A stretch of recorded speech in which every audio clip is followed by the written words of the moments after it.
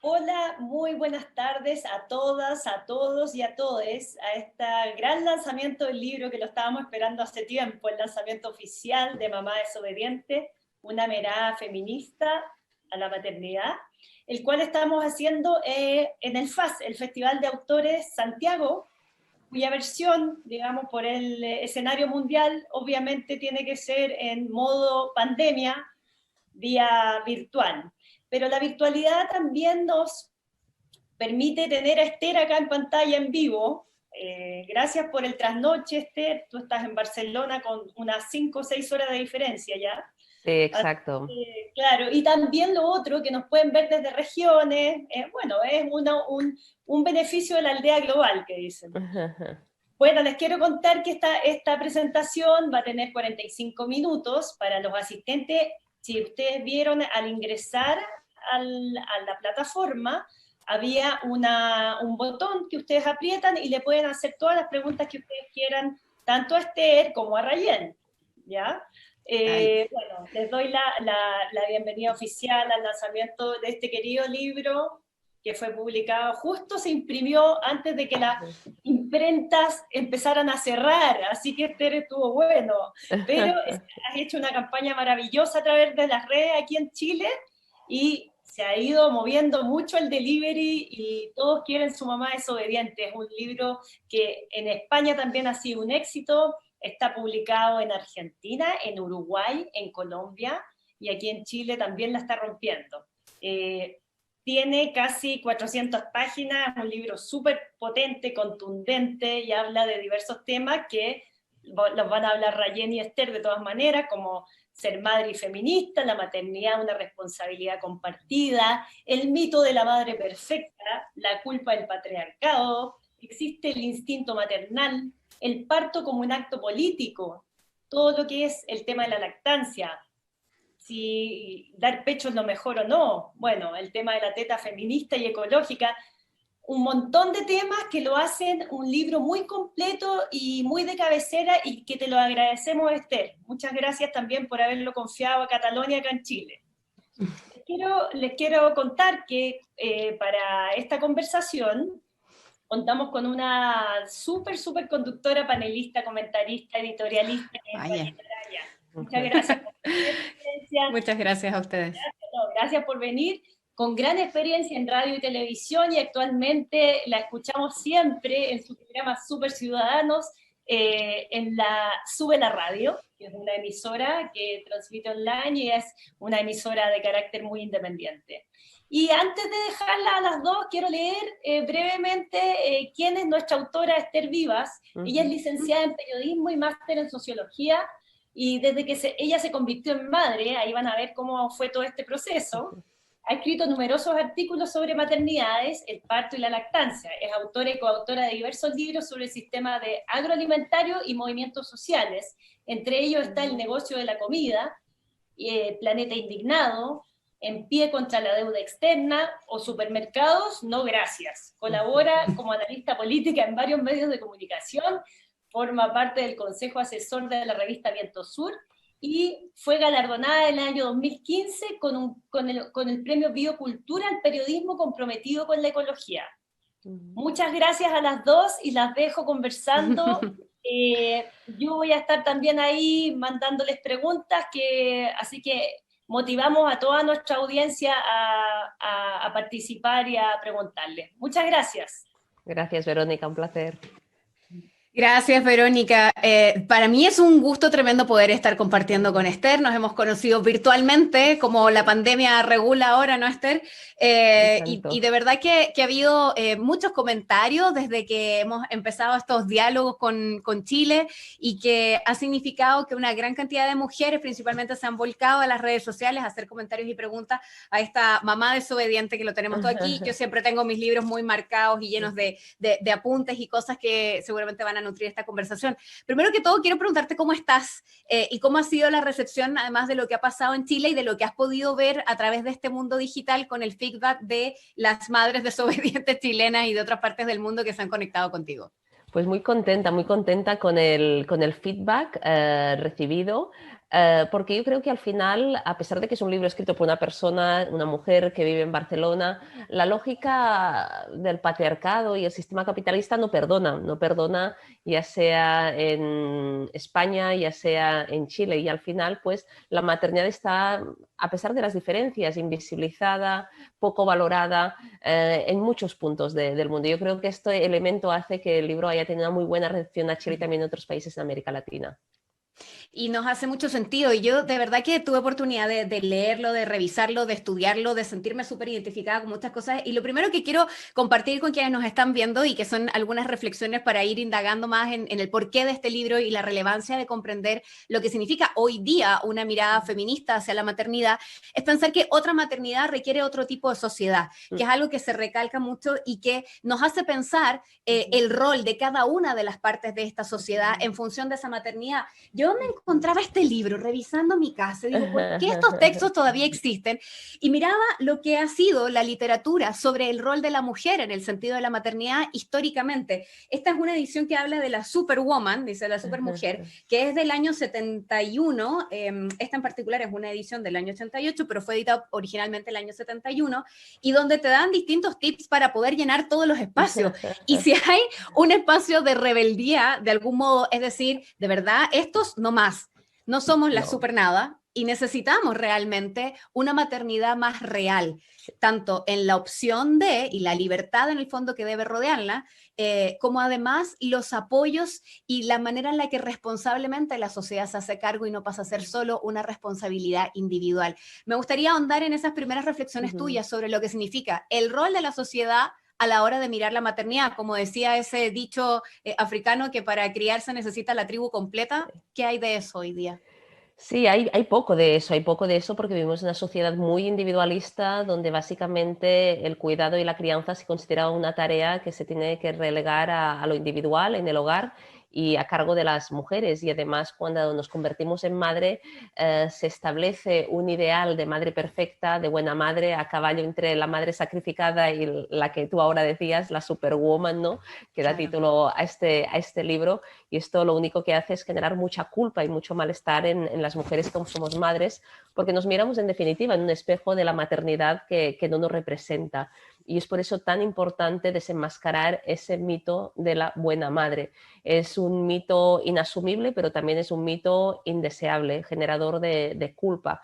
Y por eso es importante, ante este espejo que nos pone enfrente y que no nos representa, hablar de la maternidad real, sacar la maternidad real del armario con todas sus luces y sus sombras, sus contradicciones, esas madres que no llegamos a todo, esas madres que tenemos derecho a quejarnos, porque quejarnos forma parte de la tarea de ser madre. Esto es la maternidad y es muy importante hablar de ella y de todos sus silencios, porque así será la única manera de que las mujeres que tenemos criaturas nos sintamos representadas, no nos sintamos culpables.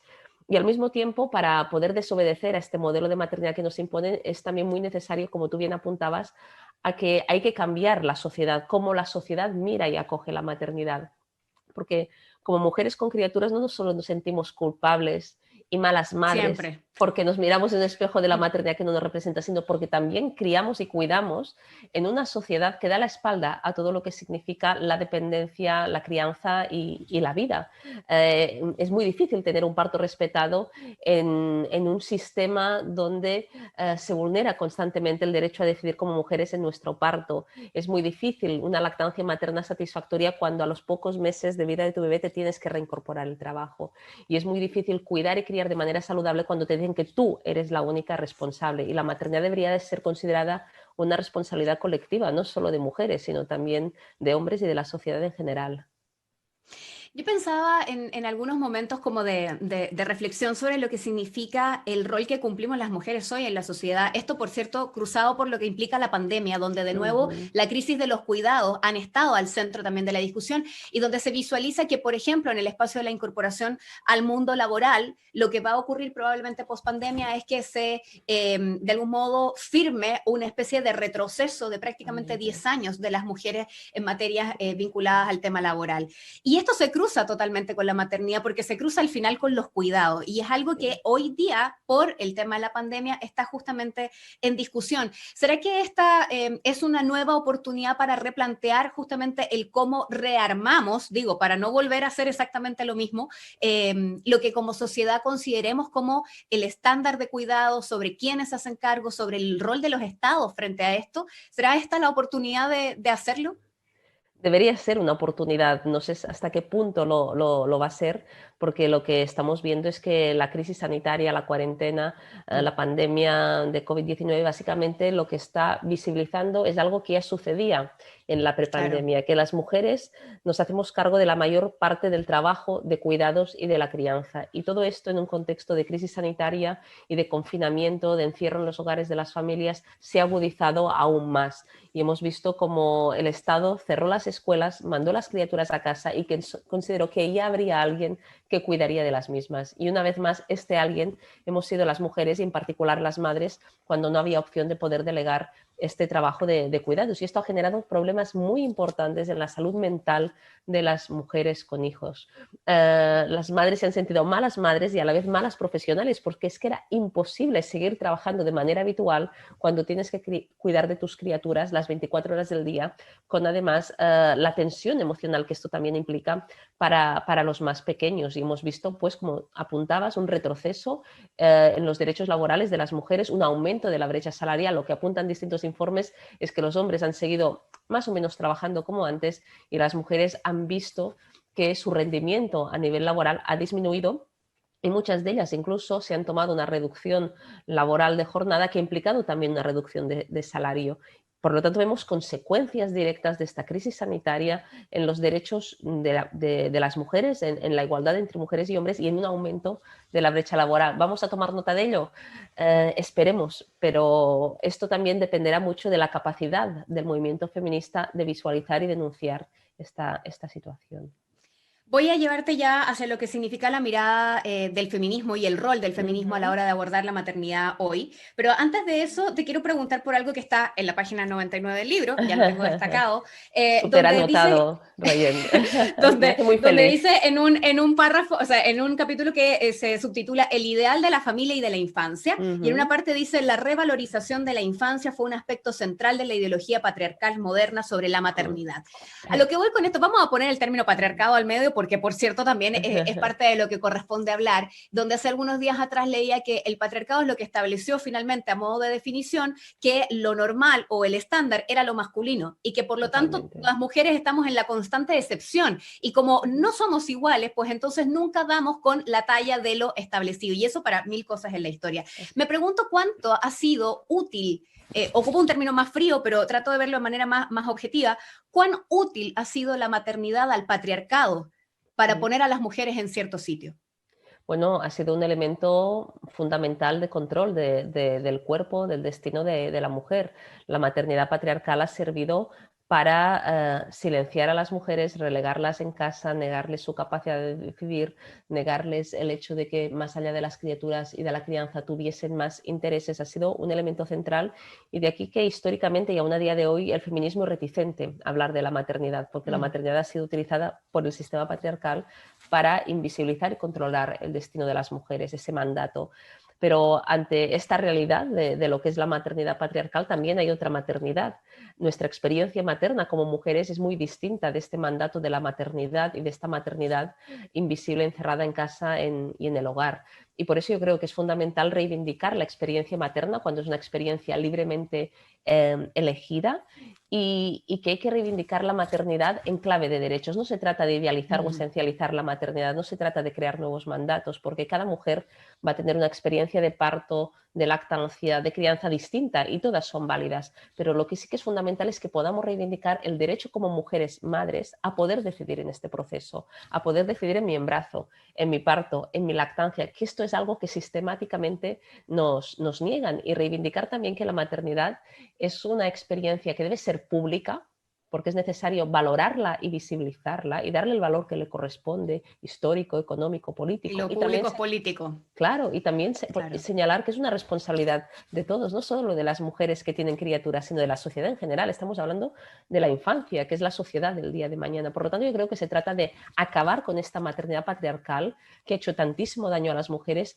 pero reivindicar y visibilizar otra maternidad, una maternidad feminista, una maternidad emancipadora. Y aquí yo creo que el feminismo debe dejar, en cierto modo, prejuicios que tiene alrededor de lo que es esta maternidad, entendida como maternidad patriarcal, y señalar que la maternidad como experiencia libremente elegida es una experiencia central en la vida de muchas mujeres, y hasta que no se incorpore las demandas de las mujeres madres en el programa, la lucha, el movimiento feminista, como lo queramos llamar, va a seguir habiendo un cierto vacío, ¿no?, para muchas mujeres que son madres, ¿no?, un vacío de referentes, y por eso creo que es muy importante que el feminismo aquí también tome la palabra. Creo que hay una cierta deuda histórica del feminismo con las mujeres que somos madres, y hasta que el feminismo no incorpore esta lucha también, a veces, en cierto modo, la maternidad continúa siendo un campo plagado de desigualdades, y también a día de hoy, por desgracia, continúa siendo un campo plagado de violencia.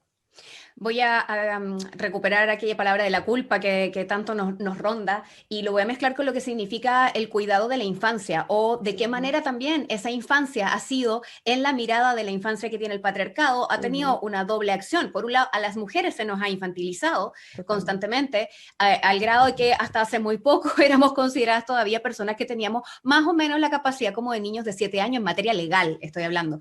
Y por cierto, la idea del cuidado de la infancia, puesto en términos patriarcales, también ha significado en el fondo mantener a la mujer bajo una especie de yugo constante, ¿no? Y entonces de vuelta la idea de la mala madre.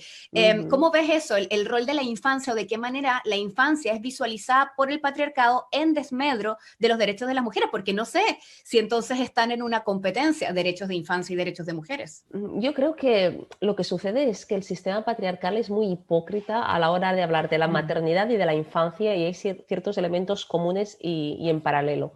Me explico. Por un lado, el sistema patriarcal y la sociedad actual idealiza la maternidad, ¿no? Es esta idea de la madre Virgen María, esta idea de la madre sacrificada, abnegada, esta idea idealizada de la madre, y también en cierto modo de la infancia. Vemos constantemente esas fotos, imágenes de niños blancos, bonitos, callados, que salen en la publicidad, y se idealiza esta infancia, pero en cambio se da la espalda a la maternidad real, a las necesidades reales de las madres, como también se da la espalda a la infancia real y a las necesidades que tiene la infancia. El sistema quiere madres calladas, criaturas calladas, y en cambio no nos permite alzar la voz. Y desde este punto de vista yo creo que a menudo las necesidades de las madres van muy unidas también a las necesidades de las propias criaturas. Y desde este punto de vista yo creo pues que hay que visibilizar lo que es la maternidad real como la infancia real. Y en este contexto de pandemia sanitaria esto se ha puesto muy de manifiesto.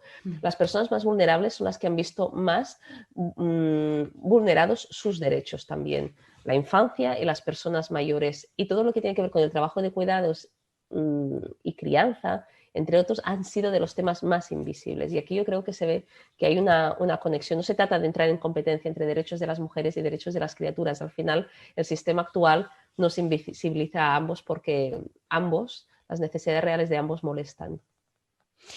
Esther, vamos a algunos de los temas más peliagudos dentro de todos los que se abordan. Yo les quiero contar a quienes no conocen aún el libro que Esther lo que hace es un relato que tiene muchos datos muy interesantes, datos estadísticos, datos periodísticos, que van en el fondo ayudando a entender el escenario en el que se narra esta historia. Por cierto, con relatos tuyos personales de tus propias vivencias y de otros a tu alrededor. Y quiero ir a lo que significa hoy criar en el feminismo y el hablar de la maternidad, además, en medio del feminismo, un feminismo que está viviendo ya varias olas anteriores a la actual, y que ha sido un espacio de reivindicación de derechos. En algún minuto es muy fácil confundirse, tal vez perder el norte entre la idea civilizadora del feminismo en función de mis derechos y mis decisiones, y que empecemos a sentir que tal vez la decisión de ser madre, lo que podría implicar tener que salir de algunos escenarios o adaptarlos para poder vivir esa maternidad, entonces ya no es tan feminista. ¿Acaso la maternidad, entonces paso como madre a ser útil al patriarcado y ya no puedo ser feminista? Y creo que son parte de las cuestiones, ¿no?, que nos rondan a quienes tenemos convicciones feministas y que también somos madres. ¿Es algo que está en dicotomía? ¿Es algo que se cruza de manera opuesta en algún momento? ¿Cómo lo ves? Muchas veces se plantea maternidad y feminismo como dos experiencias opuestas y yo me he encontrado muchas mujeres que a raíz de leerse el libro pues me han explicado, confesado que se sentían mal con su maternidad porque consideraban que esta no encajaba con su feminismo. Y que el libro las ha ayudado, cosa que me hace la verdad muy, muy feliz. Yo creo que lo que sucede es que a ver, hoy en día la maternidad es una elección gracias a la lucha feminista. Si hoy las mujeres podemos decidir si somos madres o no, es gracias a la lucha de esas feministas que en los años 60, 70 salieron a la calle y reivindicaron tener derecho a métodos anticonceptivos, a decidir sobre su cuerpo, etcétera, etcétera. Pero en este rebelarse en ese momento, en los 60, 70, rebelarse contra ese mandato de la maternidad, en parte también se cayó en un cierto discurso antimaternal y antirreproductivo. Es decir, a mí se me impone ser madre, decido no ser madre. Y rechazo esa maternidad, ¿no?, considerando y asociando maternidad con maternidad patriarcal impuesta. Pienso que a día de hoy somos una nueva generación de mujeres nacidas entre los 70, 80, 90, que somos madres y que hemos crecido en un contexto donde para nosotras la maternidad ha sido elegida. Y esto nos hace mirar a la maternidad con menos prejuicios que nuestras antecesoras. Y podemos distinguir entre lo que es esta maternidad impuesta con esta maternidad libremente elegida y reivindicar, visibilizar las contradicciones de la maternidad real, valorar esta experiencia y reivindicar que tenemos derecho a vivirla si así lo queremos. Que la maternidad al final tiene que ser un derecho y no puede ser un privilegio de quien económicamente se lo puede permitir, porque también la maternidad no solo viene atravesada por desigualdades de género, sino también de clase y de raza. No vive igual la maternidad de una mujer con pocos recursos económicos que una mujer que sí tiene estos recursos. No igual la maternidad de una mujer inmigrante, indígena, racializada, con pocos recursos económicos que una mujer blanca de clase media. Es así, ¿no? Y por eso es tan importante mirar políticamente a la maternidad y desde este punto de vista pues es fundamental, ¿no?, reivindicar este derecho a ser madres sin idealizar esta experiencia, pero si así se desea que se pueda transitar. Y aquí el feminismo yo creo que tiene que integrar en su agenda, en su programa, la lucha por los derechos de las madres. ¿Y a qué me refiero con esto? Lucha por un parto respetado, contra la violencia obstétrica, unas licencias maternales más amplias, apoyo a la lactancia materna siempre y cuando esta sea deseada y sea posible, ¿no? Y si el feminismo no es el que reivindica estos derechos, yo me pregunto, ¿quién lo va a hacer? ¿Quién? Y aquí yo creo que la maternidad es un campo en disputa con el patriarcado y el capitalismo. Tenemos que disputar la maternidad, el patriarcado y el capitalismo, porque en definitiva el patriarcado defiende una maternidad que no nos representa. Nuestra maternidad es otra y esta maternidad solo puede ser feminista, ¿no? Derecho a decidir sobre nuestro cuerpo. ¿Qué hay más de importante que esto una vez nos convertimos en madres?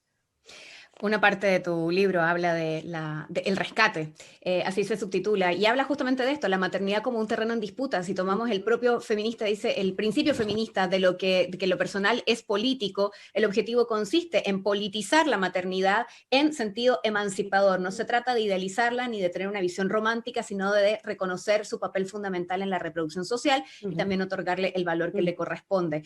Hay que liberar la maternidad del patriarcado, y que es algo que a mí en particular me hace mucho sentido. Ya nos están llegando algunas preguntas, las quiero ir incorporando de inmediato.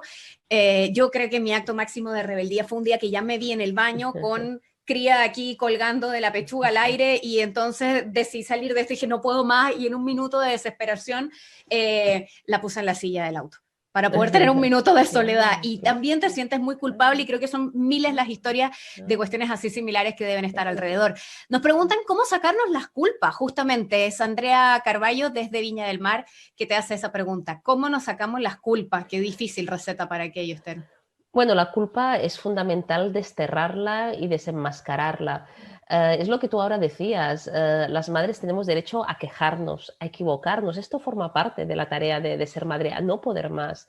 Y esta tarea aún es más difícil en una sociedad donde en general las madres lo tenemos todo en contra. En el mercado de trabajo constantemente se nos discrimina por el hecho de ser madres y tener criaturas. Lo vemos también en los prejuicios a nivel social. Todo el mundo considera que sabe más de la crianza de tu hijo que tú, que eres la madre, sí, claro, ¿no? Y todo el mundo te da lecciones y te cuestiona. Y esto lo vimos desde el embarazo hasta el parto, pasando por el posparto, la lactancia y todo lo que viene después. Entonces yo creo que es muy importante ser conscientes que no somos las madres que queremos ser, somos las madres que podemos ser en una sociedad donde además lo tenemos casi todo en contra. Y yo creo que esto nos libera en cierto modo de la culpa. Al final la culpa no es nuestra, la culpa es de un sistema que dificulta todo lo que tiene que ver con la crianza, la dependencia, el cuidado, y estas dificultades, si los padres estuviesen implicados, también las tendrían, aunque nosotras las tenemos por partida doble, porque somos en general quienes nos hacemos cargo de trabajo de cuidados y además somos mujeres, con lo que implica también de discriminación más allá del ámbito de la maternidad. Y también hay que desterrar esta culpa porque nos miramos en un espejo de la maternidad, como antes comentaba, que no nos representa. Tenemos que ser la madre abnegada, la madre sacrificada, pero al mismo tiempo la superwoman, esa madre perfecta, que nunca se equivoca. Y esto es imposible, es indeseable, es tóxico, ¿no? Del mismo modo que hablamos de amor romántico o de amor tóxico, este espejo de la maternidad también es una maternidad romántica y tóxica que hay que desterrar y hablar de la maternidad real. Y esto yo creo nos permite acabar con la culpa y reconciliarnos con la experiencia materna. ¿Cuánto crees que define a las mujeres el rol de la maternidad? Lo pregunto a propósito de Tatiana Lara, que nos escribe y dice, y las mujeres que decidimos no tener hijos nos discriminan. Entonces, ¿cuánto marca la vida en términos públicos? No digo hacia lo personal, sino hacia afuera, el cómo te ven y cómo te juzgan si eres mujer y madre o si decides no serlo. Bueno, hace unos días leía un post en Instagram. Instagram es a veces una gran fuente de inspiración también, que decía, en la sociedad actual es tan difícil ser madre como no serlo. Y creo que en parte tenía razón, mucha razón, porque ser madre es muy complicado en la sociedad actual, lo estamos hablando ahora y podríamos poner 1000 ejemplos, pero también no ser madre es muy difícil en una sociedad donde, a pesar del paso del tiempo, se sigue asociando mujer a madre. Y si no tienes criaturas, constantemente se te cuestiona, se te pregunta por qué no tienes hijos, se te va a pasar el arroz, que se dice aquí en España, ¿no? Y en realidad yo creo que necesitamos que haya mucha más sororidad y complicidad entre mujeres que somos madres y mujeres que no son madres, porque en realidad a las mujeres siempre se nos juzga, hagamos lo que hagamos, a las madres siempre se nos juzga, y aquí yo creo que debe de haber una sororidad imprescindible. A día de hoy, por desgracia, a las mujeres aún se nos juzga si no somos madres, pero también si somos madres se nos juzga y se nos juzga a menudo mal. Nos llega una pregunta sobre lo que significa el movimiento Las Tesis. Esther, habrás visto en estos días que además fueron seleccionadas dentro de las 100 personalidades influyentes por la revista Time. Y uno dice, bueno, esto más allá de lo que significa hoy en una era súper digital y donde es más fácil tomar contacto con distintos países, que probablemente ayuda al fenómeno, ¿no? Si esto no hubiese tenido sentido porque no lo hicieron propio las mujeres de distintas partes del mundo, no habría sido el fenómeno que terminó siendo. ¿Cómo ves que se cruza dentro del movimiento feminista el rol de las tesis en el impulso tal vez que tuvo el año recién pasado? Bueno, para nosotras también aquí en España las tesis han sido todo un referente, se hicieron muchas performances en toda España y aquí en Barcelona también donde yo vivo, y de hecho el estallido social en Chile para nosotras, para el movimiento feminista aquí, ha sido muy importante, muy importante. Y hablando de las tesis, ¿no? Está claro que la visibilidad y la proyección que han tenido tiene mucho que ver con esta nueva ola feminista que se está dando a escala global. Yo creo que hoy en día a escala global hay una cierta polarización a nivel político entre, por ejemplo, lo que implica y lo que significa esta ola emergente feminista tan potente y, por ejemplo, el auge también del peso de la extrema derecha, ya sea en América Latina y también en muchos países de Europa y en Estados Unidos. Hay como una polarización social muy grande y que creo que va a ir a más en un contexto de crisis ya no solo sanitaria, sino política y social, cuando la gente pueda salir a la calle, y ya lo estamos viendo en Chile, yo lo sigo por las noticias, las calles no sé si van a arder, pero casi, porque hay mucho malestar acumulado. Si antes ya había, este malestar se va a multiplicar por mucho más, y las tesis han nacido al calor de todo esto. Yo creo que para mí necesitamos unas tesis también en clave materna, ¿no? La culpa no era mía, también nos lo podemos decir muchas veces las madres, porque hablamos de la culpa no era mía y cuántas mujeres se han sentido culpables porque han tenido una cesárea y se preguntan, ¿qué hice yo? ¿O qué pude haber hecho yo para evitar esa cesárea? ¿Cuántas mujeres no se han sentido culpables porque han tenido que dar el biberón o porque se han sentido juzgadas por dar el biberón. ¿Cuántas mujeres se han sentido culpables por haber tenido que volver a trabajar de inmediato?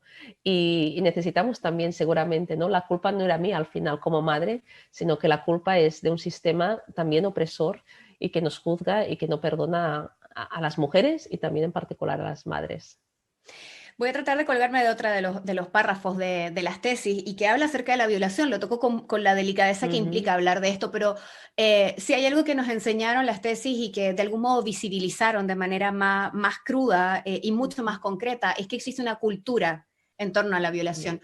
¿Cuánto crees que ha pesado también a los roles de maternidad el tener que convivir constantemente con eso? Bueno, yo creo que ha pesado yo diría, en varios sentidos. Por un lado, la cultura de la violación tiene mucho que ver ya no solo con el consentimiento, sino que muchas veces también con cómo entendemos nuestra sexualidad, ¿no? Como mujeres. Nuestra sexualidad ha sido invisible, silenciada, no reconocida. No hemos socializado, podríamos decir, hasta cierto modo, con nuestra propia sexualidad. Y todo esto yo creo que a veces acaba facilitando el abuso, ¿no? Y ahora en este contexto de auge del movimiento feminista, cuántas mujeres han tomado conciencia pues que a lo mejor fueron abusadas sexualmente por sus parejas, que habían tenido relaciones sexuales sin ser consentidas, ¿no? Y esto influye también, creo yo, con la maternidad, porque la maternidad tiene mucho que ver con la sexualidad de la mujer, el embarazo, el parto, la lactancia, y en particular yo me centraría en el parto. Mucha de la violencia que se da en el parto, yo creo que, salvando las distancias, que tiene que ver con esta cultura de la violación, con considerar que el cuerpo de la mujer está a disposición de quien tiene el poder y muchas veces del hombre. Y de hecho hay muchas mujeres que han relatado sus partos como violaciones, que se han sentido violadas en sus partos, porque si nos ponemos en la situación de una mujer que es aislada, no puede estar acompañada por su pareja en un momento tan delicado, donde varias personas pues le hacen tactos vaginales, no le informan, se burlan de ella, le hacen daño. Todo esto, a pesar de las diferencias, ¿no? Tiene muchos elementos en común con una violación. Y muchas mujeres que han sufrido un parto traumático después han sufrido también estrés postraumático, que es el estrés que sufren mujeres víctimas de abusos sexuales. Yo creo que la cultura de la violación también explica mucho, en cierto modo, lo que es la violencia que viven muchas mujeres en la atención al embarazo, el parto y la lactancia. Esther, cuando hablamos de la necesidad de una sociedad completa que comprenda cuáles son los roles, la sociedad completa implica también a los hombres. Lo digo a propósito de Claudio Montes, que está por ahí conectado y que dice, estoy recargado de cosas y entonces soy padre y soy cuidador y las cosas prácticas. Te abrazamos, Claudio, como dice una amiga mía. Pero más allá de eso, que históricamente a las mujeres nos ha tocado así como súper normal, digo, con cuestionamientos recientes nada más. ¿Cómo ves también ese rol, el rol masculino dentro de esta historia? Bueno, y en el libro hablo de una maternidad feminista, una maternidad desobediente, y para que esta sea posible también necesitamos una paternidad feminista y una paternidad desobediente. Necesitamos paternidades contrahegemónicas a la paternidad dominante. Y aquí en el libro yo hablo de maternizar la paternidad, que los padres sean conscientes que desde el minuto cero pueden y deben de implicarse con esta crianza, deben estar en contacto piel con el bebé. Muchas veces se habla del instinto materno. El instinto materno es una construcción cultural. No hay un instinto que nos lleve a las mujeres a reproducirnos. El instinto de reproducción es de otros animales, no de los animales y de la especie humana. Este vínculo, por eso, sin embargo, sí que a pesar de que el instinto materno es una construcción cultural, sí que existe un vínculo, un apego muy importante que se genera con la criatura, de la cual cuidamos, que es nuestro hijo, nuestra hija, pero este apego, este vínculo, lo desarrollamos tanto las mujeres como también los padres, si son padres implicados, lo desarrollamos madres biológicas como madres no biológicas. El otro día también alguien me comentaba en un vivo, al final un padre implicado también desarrolla la hormona de la oxitocina, que es la hormona que desarrolla una madre que da el pecho o no lo dé, pero fruto de ese vínculo con ese ser tan pequeñito. Por lo tanto, lo que vemos claramente es que la paternidad implicada es posible, es deseable, es imprescindible y necesitamos pues padres que entiendan que la maternidad también es su responsabilidad. La maternidad entendida como la crianza y el cuidado.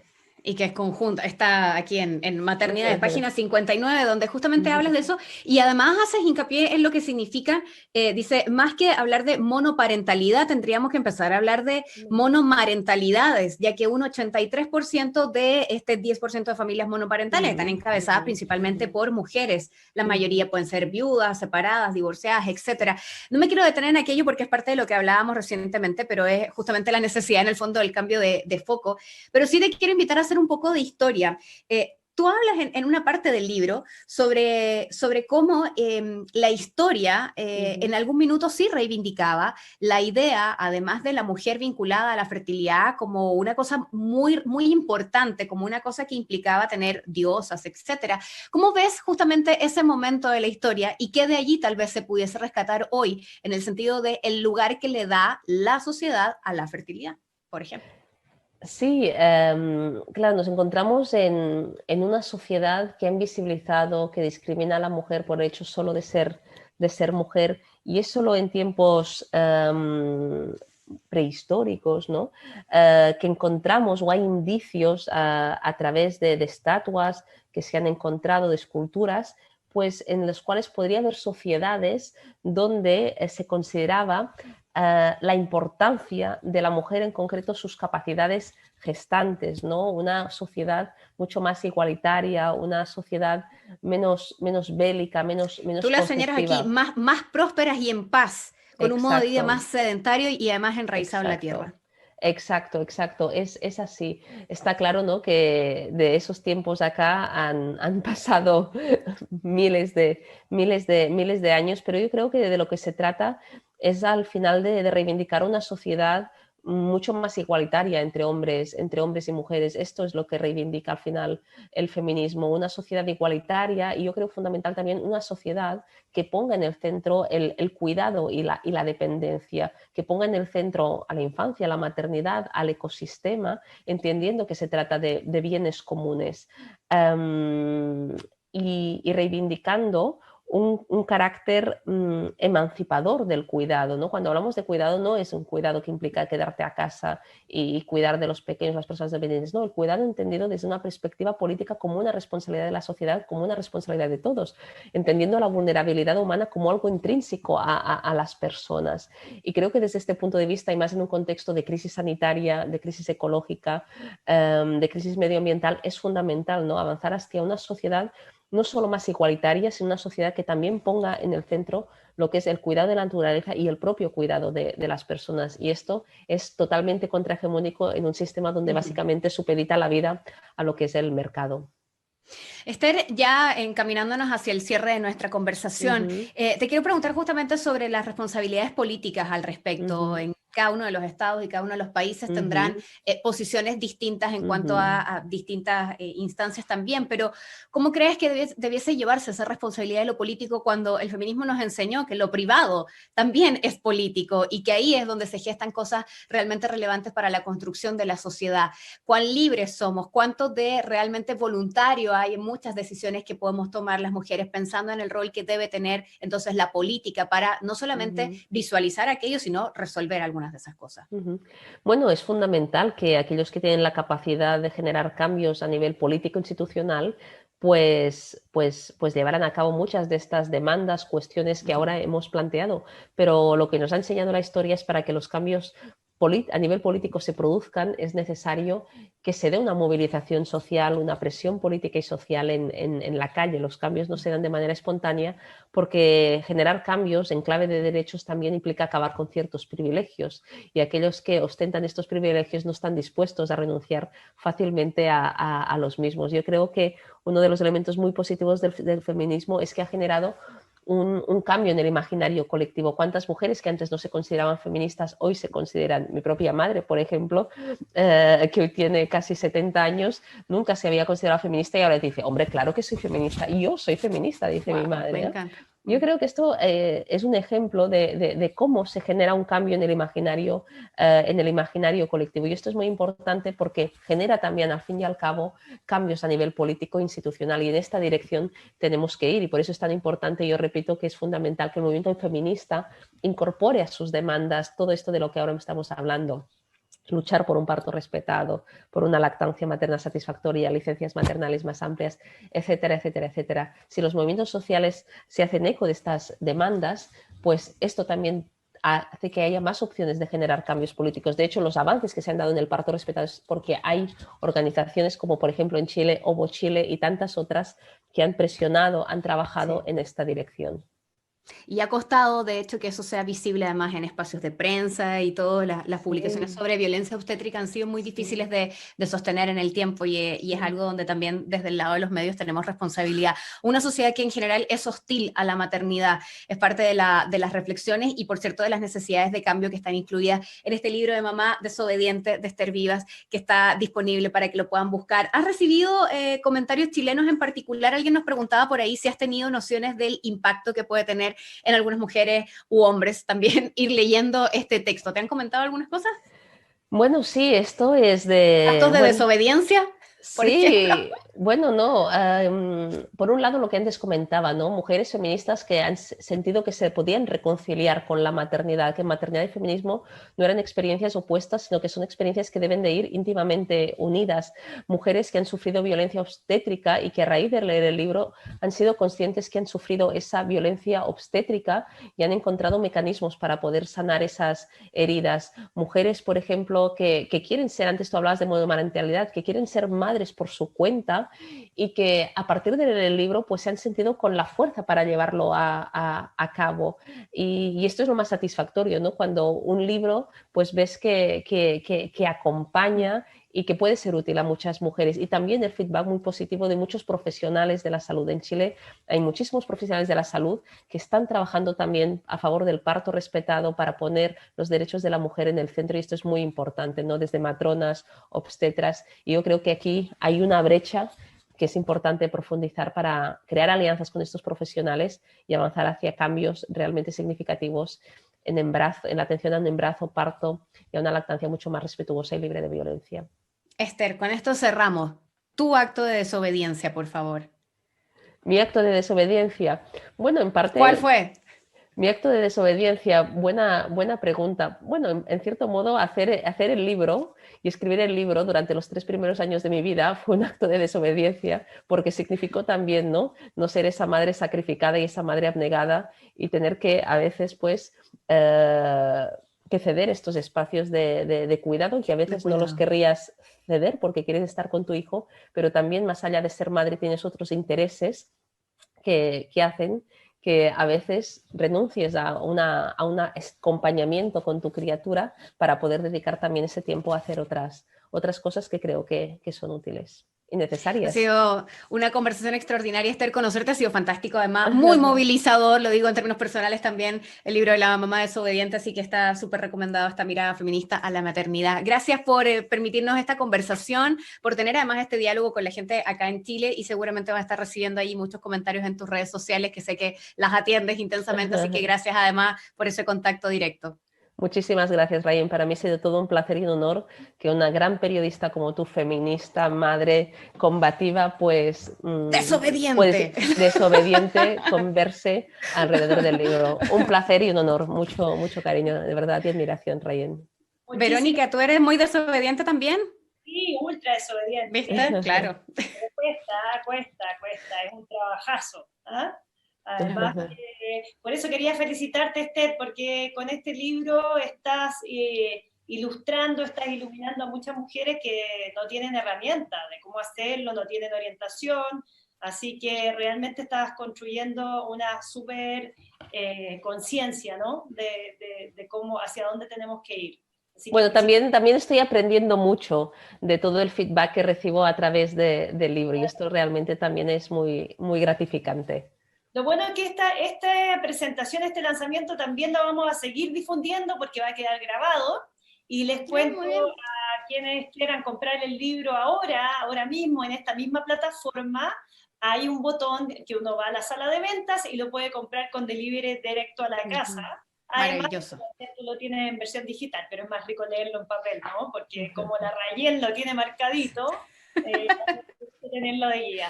Así que 1.000.000 de gracias a las dos, que estén muy bien y sigamos con estos diálogos, hay que seguir esto eterno, es una labor que hay que pasar, es una aposta, ¿no? Así que entre todas lo vamos construyendo. Muchas gracias. Un placer, un abrazo muy grande. Gracias, Verónica. Un beso, Esther. Chao, chao. Chao. Gracias.